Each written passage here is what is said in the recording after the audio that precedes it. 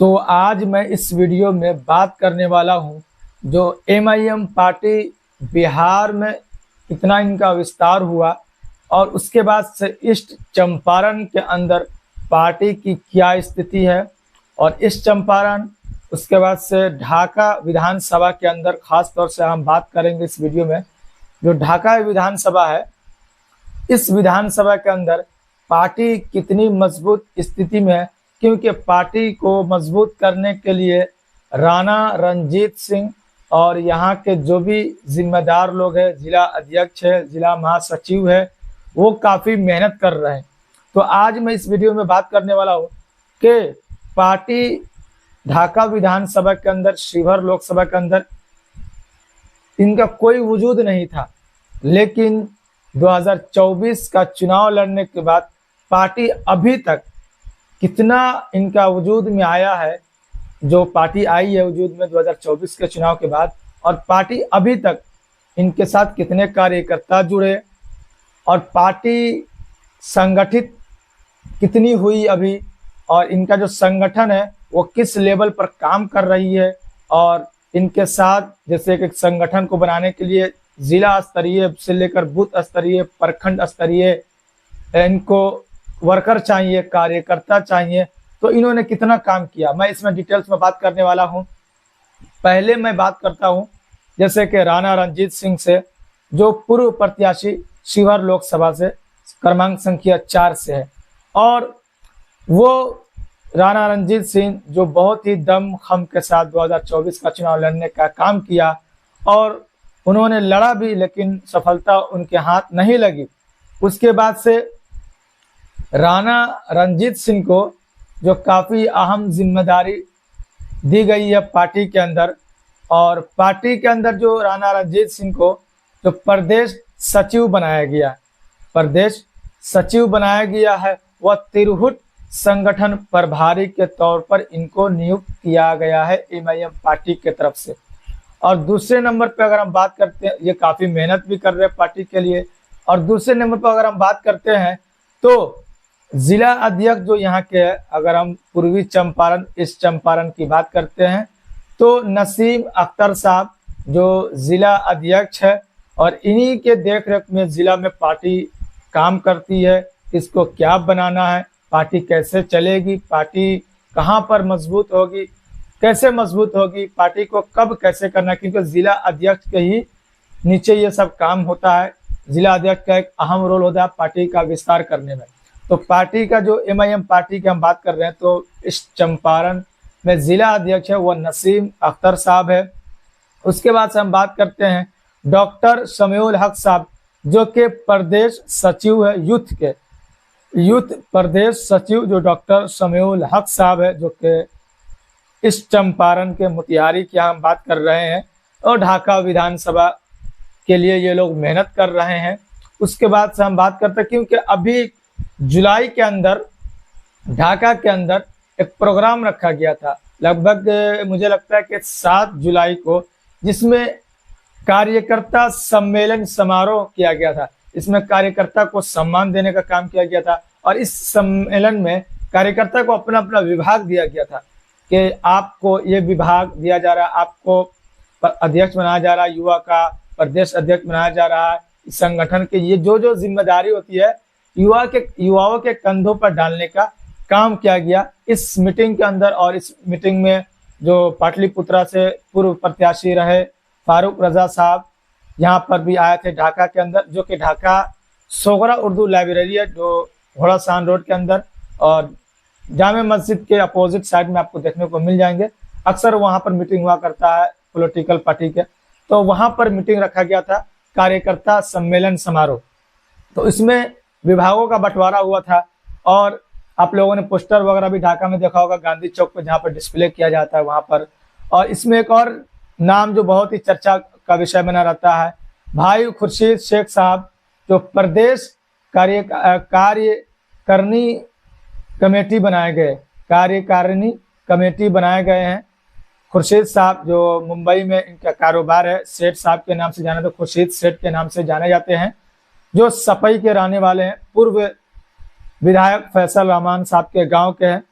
तो खुर्शीद साहब को जो प्रदेश कार्यकारिणी कमेटी बनाए गए हैं। तो ये जो बंटवारा विभागों का हुआ है, सबको अलग अलग विभाग दिया गया ताकि अपने अपने विभाग में अच्छे तरीके से काम करे और पार्टी को मजबूत कैसे बनाया जाए, ये उनकी जिम्मेदारी है। जब किसी भी विभाग में विभागों का बंटवारा हो जाता है तो अलग अलग विभाग अलग अलग कंधों पर चला जाता है, तो वो उनके लिए जिम्मेदार हो जाते हैं कि हमें इस विभाग में अच्छे से काम करना है।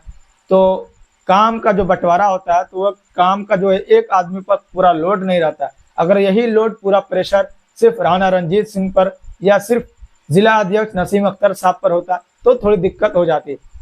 तो ये बंटवारा जो हुआ है और जिस हिसाब से ढाका के अंदर, ढाका विधानसभा के अंदर पार्टी अच्छे स्तर पर काम कर रही है। और अगर हम बात करते हैं और आगे नामों की, तो डॉक्टर शमीउल हक साहब के बारे में मैंने बता दिया कि वो प्रदेश यूथ सचिव बनाए गए हैं। और अकबर आलम जो संगठन सचिव ढाका के बनाया गया है। अकबर जो सफी के रहने वाला है, युवा लड़का है, और अकबर आलम को संगठन सचिव ढाका का बनाया गया है। और उसके बाद से शेख मिराज साहब को जो युवा जिला अध्यक्ष बनाया गया, जिला अध्यक्ष युवा का जो शेख मिराज साहब को बनाया गया है। और मोहम्मद आशिक को बनाया गया जिला सचिव। तो ये जो कुछ आप यहाँ पर देख रहे हैं कि कुछ मैंने नाम बताया कि ऐसे ऐसे लोगों को पार्टी ने एक अहम जिम्मेदारी दी गई है।